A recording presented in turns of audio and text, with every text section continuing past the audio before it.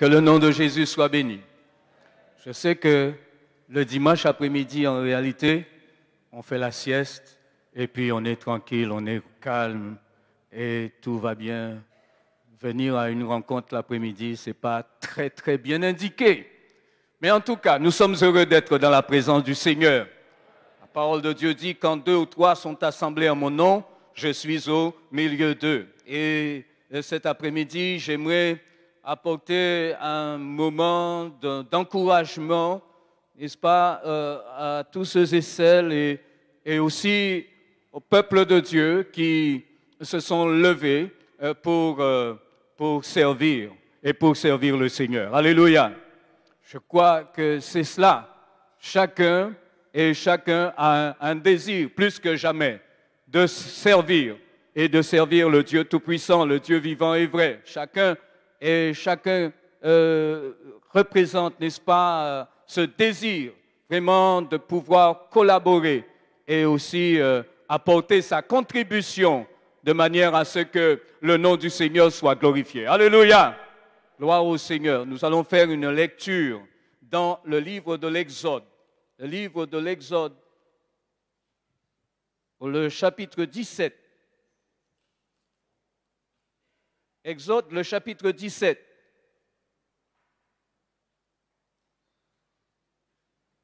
Et nous lisons donc à partir du verset 8 jusqu'au verset 16.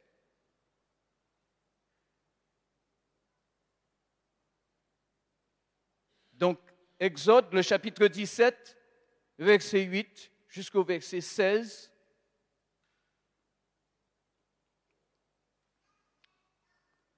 Alors, si vous avez trouvé, nous lisons, certainement ça doit être indiqué là-haut. Alors, je lis, Amalek vint combattre Israël à Réphidim. Alors Moïse dit à Josué, choisis-nous des hommes, sors et combat Amalek. Demain, je me tiendrai sur le sommet de la colline, la verge de Dieu dans ma main. Josué fit ce que lui avait dit Moïse pour combattre Amalek. Et Moïse, Aaron et Hur montèrent au sommet de la colline. Lorsque Moïse élevait sa main, Israël était le plus fort. Et lorsqu'il baissait sa main, Amalek était le plus fort. Les mains de Moïse étant fatiguées, ils prirent une pierre qu'ils placèrent sous lui et il s'assit dessus. Aaron et Hur soutenaient ses mains, l'un d'un côté, l'autre de l'autre, et ses mains restèrent fermes jusqu'au coucher du soleil. Et Josué vainquit Amalek et son peuple au tranchant de l'épée. L'Éternel dit à Moïse, écris cela dans le livre pour que le souvenir s'en conserve et déclare que j'effacerai la mémoire d'Amalek de dessous les cieux. Moïse bâtit un autel qui lui donna pour le nom l'Éternel ma bannière. Et il dit, parce que la main a été levée sur le trône de l'Éternel, il y aura guerre de l'Éternel contre Amalek de génération en génération. Amen. Que le nom du Seigneur soit béni. Que Dieu bénisse sa parole. Eh bien, nous sommes là cet après-midi pour pouvoir passer le relais, passer la main. Et certainement pendant 8 ans, comme notre président le disait tout à l'heure, eh bien, et peut-être plus pour d'autres, eh bien, et certainement chacun se reconnaîtra cet après-midi. Oui, le temps est passé et le temps est devenu à terme. Et nous voulons, et je veux ainsi déjà saluer le courage, saluer la persévérance d'un homme, aussi saluer la ténacité, saluer l'abnégation, saluer, n'est-ce pas, l'humilité, et certainement dans les moments difficiles, dans les moments d'épreuve, eh bien, voilà, cet homme qui s'est levé, eh bien, aussi, il s'est entouré d'hommes et de femmes consacrés, d'hommes et de femmes qui ont partagé la même vision. Et ce soir, je veux, et nous ensemble, nous voulons saluer les efforts consentis. Et nous bénissons Dieu pour cette équipe, n'est-ce pas, qui a travaillé et qui, bien sûr, termine, je dirais, qui a terminé après son congrès. Mais je dirais que ce n'est pas une fin en soi. Pourquoi? Eh bien, parce que cette même équipe qui a terminé, et je crois qu'elle sera là pour continuer et aussi pour prêter main forte si besoin est. Est-ce que vous êtes d'accord avec ça? Gloire à Jésus. Nous baillons et nous cabaillons belle fosse. On dit nous cabaillons belle fosse. Peut-être qu'ils ne vont pas comprendre. On dit équipe là qui passait là, nous cabaillons en belle fosse.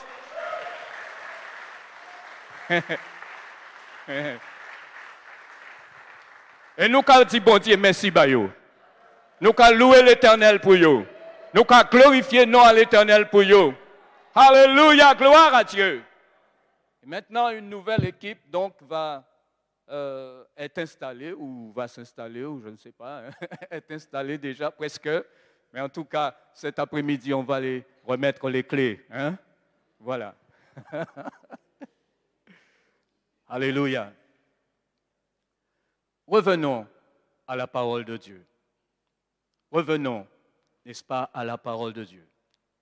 Car il est très important de comprendre à travers la parole de Dieu ce que Dieu et ce que le Saint-Esprit veut nous enseigner. Il nous est dit que dans ce chapitre, Amalek vint combattre Israël à Réphidim. Et la Bible nous dit que Moïse dit à Josué, choisis-nous des hommes, sors et combat Amalek. Et il dira, demain, je me tiendrai sur le sommet de la colline, la verge de Dieu dans ma main.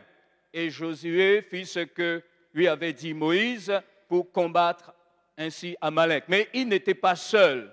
Moïse n'était pas seul. Moïse, Aaron et Hur montèrent sur le sommet de la colline. Nous savons en effet que la parole de Dieu dit, frères et sœurs, peuple de Dieu, que nous n'avons pas à lutter contre la chair et le sang, mais nous avons à lutter contre les ruses du diable. Nous avons à lutter contre les esprits méchants qui sont dans les lieux célestes. Et ainsi, Amalek représente, n'est-ce pas, toutes ces puissances des ténèbres et l'ennemi de nos âmes. Oui, les Amalécites étaient descendants d'Amalek, petit-fils d'Ésaü. Et nous voyons que pour la première fois, eh bien, il va y avoir un combat à Rédiphim parce qu'ils sont sortis, n'est-ce pas, du pays d'Égypte et ils vont sur le chemin de Canaan. Mais ce chemin de Canaan va être assez perturbé parce que pour la première fois, une armée, n'est-ce pas, se dresse contre eux. Mais la parole de Dieu nous dit que Dieu avait dit quelque chose de formidable et d'extraordinaire. Parce que la Bible nous dit que cette armée d'Amalécites ou cette armée d'Amalek est condamnée à l'anéantissement par Dieu, mais cela ne se fera pas immédiatement. Parce que nous voyons tout au long quand nous lisons la Bible, quand nous lisons l'Ancien Testament, il y a pas mal de versets que je pourrais ainsi vous dire, mais vous allez les noter, vous allez lire après. Il nous est dit dans le Nombre 14, versets 43 à 45, ils battirent les Israélites qui étaient désobéissants à Horma. Plus loin, il nous parle de Saül. Il nous est dit que dans 1 Samuel chapitre 15, versets 2 et 3, Saül ne parvint pas à les détruire comme Dieu l'avait ordonné. On voit plus loin, à l'époque d'Ézéchias, la parole de Dieu nous dit, ceux qui restaient encore dans le pays furent ainsi détruits. Et plus loin, au temps d'Esther, à l'époque d'Esther et de Mardoché, eh bien les derniers descendants d'Agag furent tués. Et nous voyons que malgré cela, eh bien Amalek est encore là. Amalek est encore là. Nous avons dit tout à l'heure que Amalek, même si Dieu avait décidé, oui, que dans sa préscience, dans son projet, et qu'il va en effet anéantir cette armée d'Amalécites, les Amaleks. Il ne détruira pas immédiatement. Cela va continuer encore, c'est-à-dire que l'œuvre de l'ennemi, l'œuvre de l'adversaire va encore continuer. Oui, les œuvres des ténèbres vont encore continuer, et ça jusqu'à nos jours. Mais la parole de Dieu nous montre que devant cette situation, devant ce combat, il y a des hommes qui se sont levés. Et alors, la Bible nous dit que Moïse va dire à Josué. Josué était un homme de camp, un homme fidèle, n'est-ce pas, qui travaillait et qui assistait Moïse. Et nous voyons que pour la première fois, eh bien, il était au haut commandement ainsi militaire. Et Josué ne s'appelait pas Josué avant, il s'appelait Osée. Il reçut le nom de Josué juste avant sa mission de reconnaissance à Canaan. Vous allez lire ça donc dans le livre de Nombres, chapitre 13, verset 16. Nous voyons que, qu'est-ce qui va se passer? Moïse s'est levé. Moïse s'est levé. Car la situation est compliquée, la situation est difficile. Et Moïse va choisir Josué. Et ainsi, le rôle de Moïse, ce qu'il va faire, non seulement qu'il choisit Josué, son aide de camp, et ainsi Josué lui-même aussi va choisir des hommes, des hommes qui vont pouvoir lutter et combattre ainsi contre cette armée. La Bible nous dit que Moïse, eh bien, il va monter sur la colline. Alléluia. La Bible nous dit, Moïse monte sur la colline, la verge de Dieu dans sa main. Oh, béni soit le nom de l'Éternel. Béni soit le nom de l'Éternel. Je dirais que dans cette équipe, eh bien, le combat n'est pas terminé. Et pour le peuple de Dieu, le combat n'est pas terminé. C'est vrai, vous êtes d'accord avec moi? Le combat n'est pas terminé. Mais quel est le rôle de Moïse? Eh bien, il va se tenir debout, il va monter sur la colline et il ne montera pas seul, mais d'abord, il va monter avec la verge de Dieu dans sa main. La verge était un bâton, ce n'était pas un bâton magique, mais c'était l'instrument choisi, n'est-ce pas, pour le développement, pour combattre, pour le déclenchement, n'est-ce pas, de la puissance de Dieu. Et Moïse était l'intermédiaire parce que Dieu l'informait à chaque fois en lui disant « Prends ce bâton-là ». C'est avec le bâton à la verge qu'il a étendu, n'est-ce pas, sur la mer Rouge. Et la mer Rouge s'est ouverte et le peuple est passé. Alléluia, gloire à Jésus. Nous voyons dans la parole de Dieu qu'il est important que pour tout leader, pour tous ceux et celles qui ont le désir de servir le Dieu Tout-Puissant, le Dieu vivant et vrai, ils ont besoin de monter sur la colline. Et non seulement le leader, non seulement tous ceux et celles qui ont à cœur de servir le Dieu Tout-Puissant, ils ont besoin, en effet, de monter sur cette colline. Et aussi, je crois qu'il est très important parce que le leader va communiquer, le leader va ainsi instruire, le leader va être quelqu'un, n'est-ce pas, qui va entraîner, le leader va être quelqu'un qui va, n'est-ce pas, instruire, mais qui va aussi, non pas tirer, hein. Oui, parce que ça arrive, n'est-ce pas, que le leader ou le pasteur, là, n'est-ce pas, il est là en train de tirer, et le peuple, allez, vas-y, tire encore, allez, vas-y, plus fort, tire.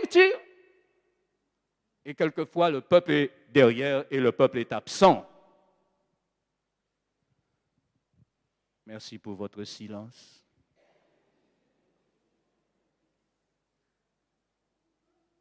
il est important que le leader monte sur la colline pour prier, pour livrer, n'est-ce pas, un combat. Et ainsi, il y a une détermination, il y a un courage, il y a une persévérance, parce que le combat est rude. Et la parole de Dieu nous montre que, à travers les expériences des enfants d'Israël, eux-mêmes aussi ont appris que chaque fois, Dieu était là pour eux. Le peuple d'Israël a compris et a réalisé qu'à chaque fois, Dieu était là pour leur accorder la victoire malgré leur désobéissance, malgré, n'est-ce pas, leur entêtement. Et ainsi, le peuple d'Israël aussi ont expérimenté qu'ils pouvaient compter sur le Dieu Tout-Puissant, le Dieu vivant et vrai. Alléluia. Nous voyons maintenant que Moïse monte. Et ainsi, il ne sera pas seul. Il y aura Aaron et Hur. Et là, ils vont prêter main forte. Parce qu'il est arrivé que Moïse, à un certain moment, quand il levait la main, alors le peuple d'Israël était vainqueur. Mais quand il baissait la main, ce sont les Amalécites qui étaient vainqueurs. Et à un certain moment, eh bien, Moïse était fatigué. Parce que, voyez-vous, un leader, ça arrive qu'il se fatigue. Ça va arriver qu'il sera fatigué. Mais s'il n'est pas seul, il sera secouru. Alléluia. Moïse était fatigué.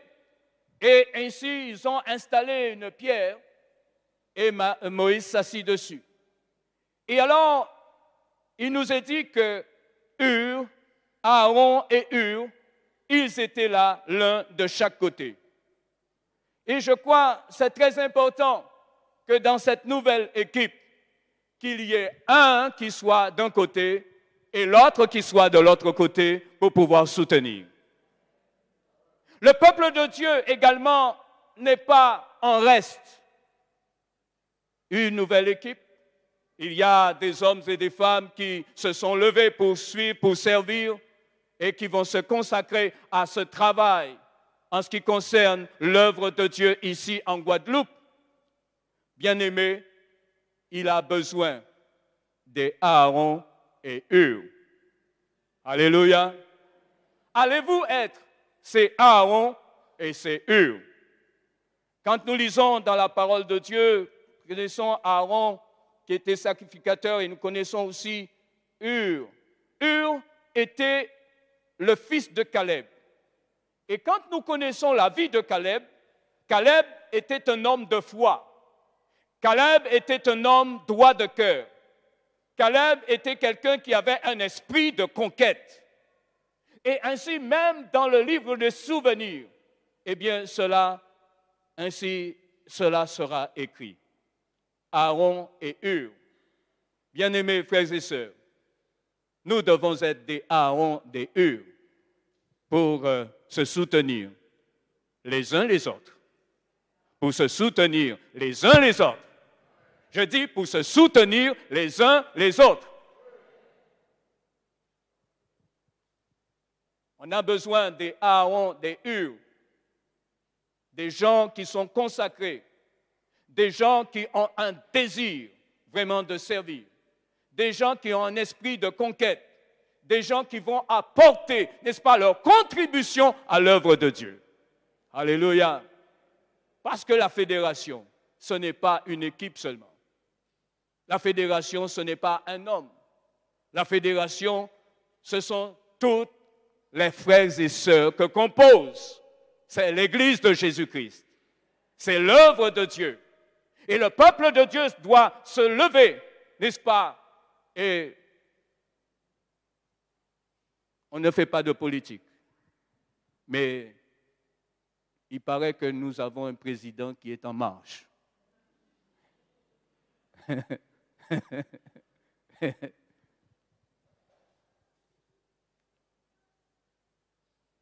l'Église, frères et sœurs, peuple de Dieu, nous devons être en marche pour la gloire de Dieu. Et non, je ne vais pas attendre, encore répéter ça. Peuple de Dieu, frères et sœurs, nous devons nous lever et ainsi être en marche parce que notre cité n'est pas ici-bas sur la terre. Dieu a dit, voici, je m'en vais, je vais vous préparer une place afin que là où je suis, vous y soyez aussi. Dieu a dit ceci, que j'effacerai la mémoire d'Amalek. Le combat continue. Le Seigneur a décidé, depuis de temps et de temps, il a décidé qu'Amalek sera vaincu éternellement. Et le diable sera vaincu éternellement. Il est vaincu au nom de Jésus. Il est vaincu à la croix du Calvaire. Il est vaincu par le sang précieux de Jésus. Alléluia. Et le temps viendra où sa mémoire sera effacée. Et dans la présence de Dieu, eh bien, il n'y aura plus de larmes, plus de souffrance, plus de maladie, plus de péché. Mais le peuple de Dieu va louer et bénir le nom du Seigneur. Alléluia. Oui, frères et sœurs, à cette nouvelle équipe, nous voyons dans la parole de Dieu que Moïse, il a bâti un autel à l'Éternel. Il a donné pour nom l'Éternel, ma bannière. Alléluia. À cette nouvelle équipe, eh bien, je veux leur dire, et nous voulons nous dire ensemble, que l'Éternel est notre bannière. L'Éternel est notre bannière. L'Éternel est notre bannière. Il y avait Nissi, ce qui veut dire que l'Éternel étendra sa main. L'Éternel est l'étendard de son peuple. Que le nom du Seigneur soit béni. Que le nom du Seigneur soit glorifié. En tout cas, dans cette nouvelle équipe, nous voulons les entourer par nos prières. Nous voulons les entourer par notre collaboration. Nous voulons les entourer par notre amour. Nous voulons les entourer, n'est-ce pas, en offrant des sacrifices à l'Éternel par notre comportement, notre attitude, notre engagement pour la seule gloire et pour la seule gloire de notre Seigneur. Alléluia. Le peuple de Dieu, plus que jamais, doit être uni. Unis d'un même cœur, d'une même âme et d'un même esprit, afin que le nom de l'Éternel soit glorifié. L'étendard de la croix, l'Éternel, ma bannière, que l'Éternel soit pour chacun et pour cette nouvelle équipe, l'Éternel, notre bannière, que le nom du Seigneur soit glorifié. Amen. Que Dieu vous bénisse. Est-ce que nous voulons acclamer l'Éternel, notre